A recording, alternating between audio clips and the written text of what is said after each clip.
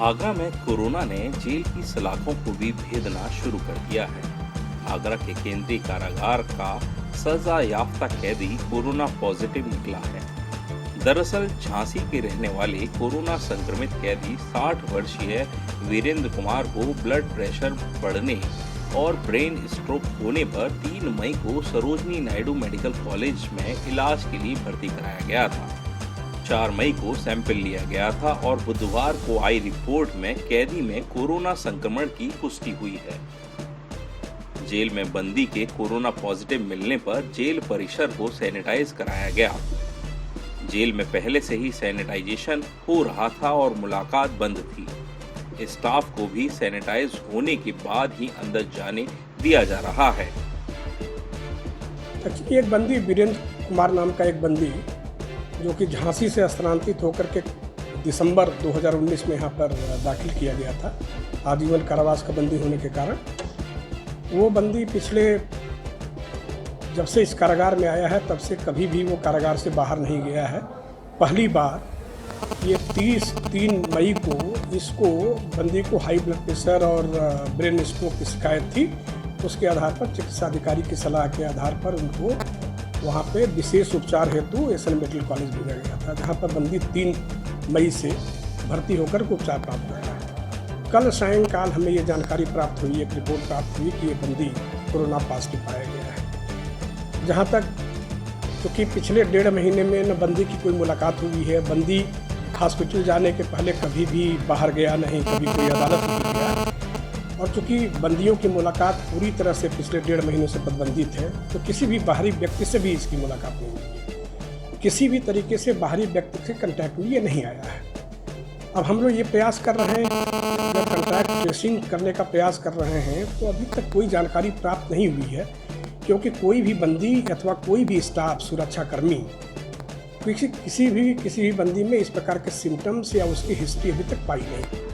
Lockdown के बाद से ही जेल में मुलाकात बंद है, ऐसे में कोई बाहरी नहीं आ सकता।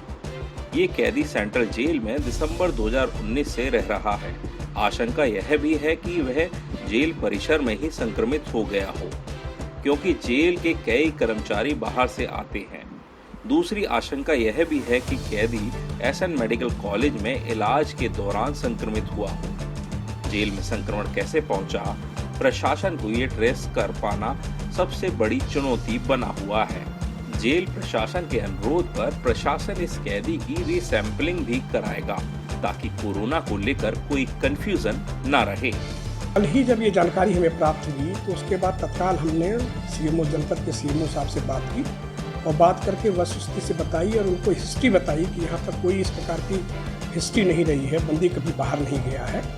तो इस पर उन्होंने भी, उनके द्वारा भी ये सलाह दिया गया कि इसकी एक रीसैंपलिंग करा दिया जाए। तो कल ही मैंने एक पत्र जो है सीएमओ साहब को और head of department microbiology department SN medical college, उनको भी एक पत्र भेज करके इस बंदी की रीसैंपलिंग टेस्ट कराने का हमने अनुरोध किया है। रीसैंपलिंग रिपोर्ट आने के पश्चात ही कुछ स्थिति स्पष्ट हो पाएगी।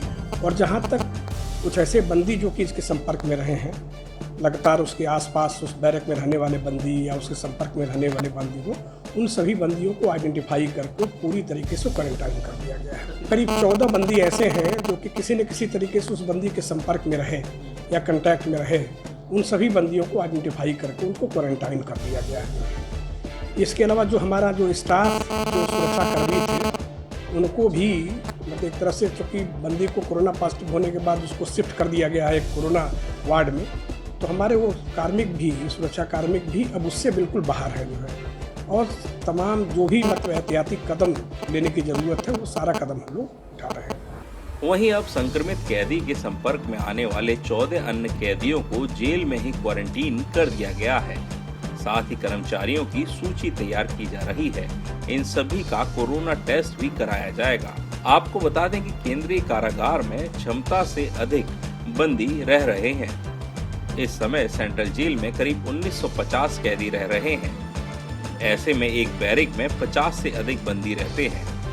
अब जब एक बंदी संक्रमित मिला है तो उसके साथ एक ही बैरिक में रहने वाले अन्य बंदियों के भी संक्रमित होने की संभावना है। ब्रजभूषण, आगरा अपडेट।